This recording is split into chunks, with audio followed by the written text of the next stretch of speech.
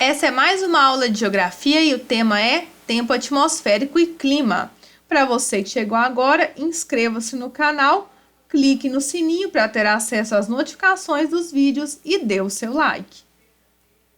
Então, essa é a diferenciação entre tempo e clima.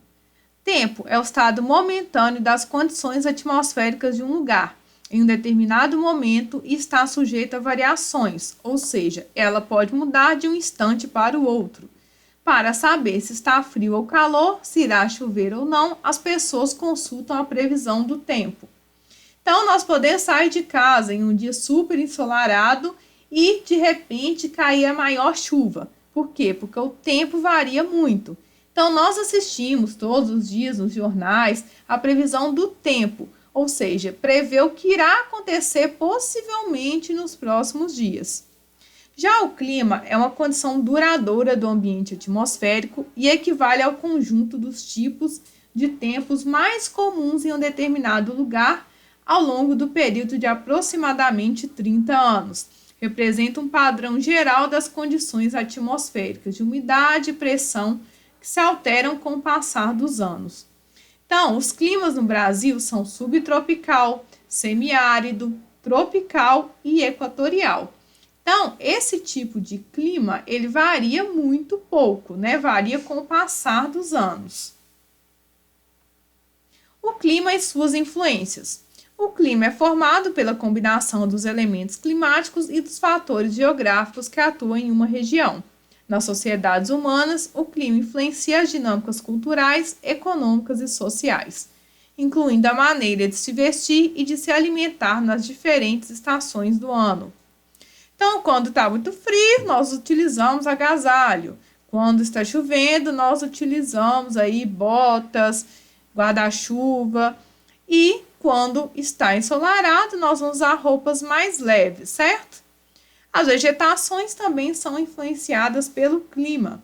As coníferas, por exemplo, que são árvores em forma de cone, evitam o acúmulo de neve e se adaptam aos lugares de clima frio. Então, nós temos aqui um exemplo das coníferas, que é aquela árvore que nós vemos geralmente aí no Natal, né, nos países mais frios, também é comum no sul do Brasil, no clima subtropical. E por causa do formato que ela tem nos galhos dela, ela evita o acúmulo de neve. A vegetação influencia também na temperatura e na umidade, sendo um fator importante na definição do microclima de um lugar. Então, se você está em um local que possui muitas árvores, vai ser mais fresco, mais úmido, certo? Elementos climáticos são aqueles que juntos definem ou formam os tipos climáticos de uma determinada região.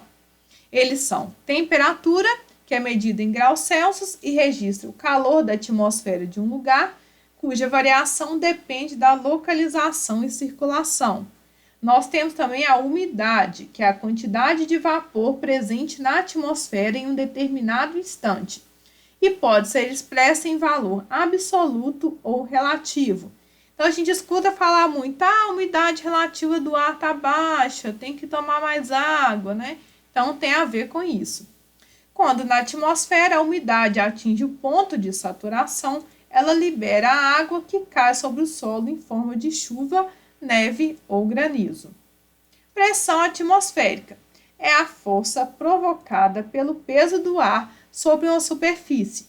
Em regiões onde as temperaturas são mais baixas, a pressão atmosférica é menor. Então, próximo do mar, geralmente a pressão atmosférica é zero. E quanto mais alto, maior vai ser essa pressão. Então, fatores climáticos.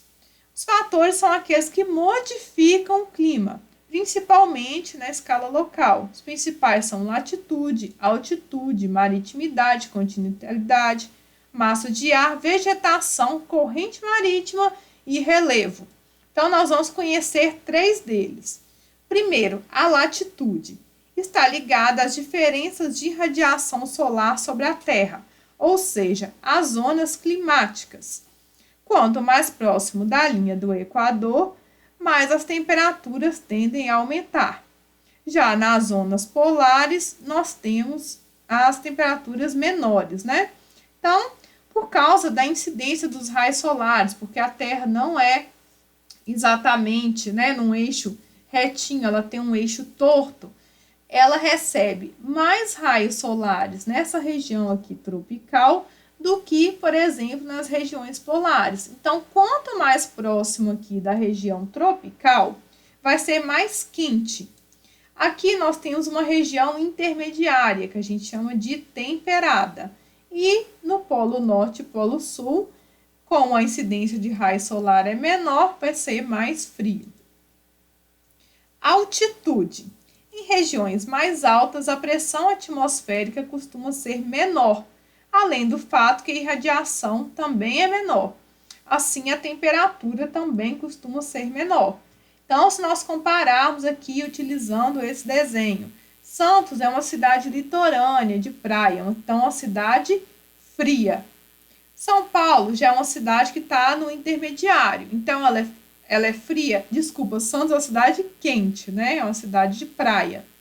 São Paulo, ele está na temperatura intermediária. E Campos do Jordão é uma cidade que está aí lá quase 2.000 metros, então vai ser uma cidade mais fria.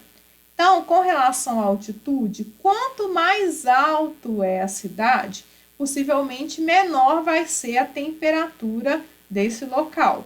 E quanto mais próximo aqui do zero, né, de altitude, vai ser mais quente o lugar.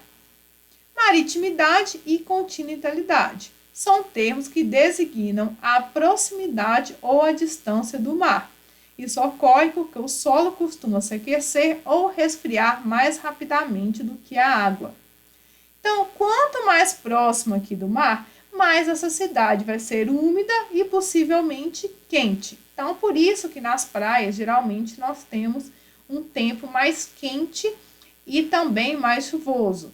Agora, com a relação, quanto mais a cidade estiver próxima e dentro do continente, longe do mar, mais seca ela será. Então, nós temos o exemplo de Brasília, que é uma cidade que nós sabemos que tem pouca umidade aí ao longo do ano. Ok? Obrigado por terem ficado até o final dessa aula. Inscreva-se no canal, dê o seu like e até a próxima. Tchau, tchau!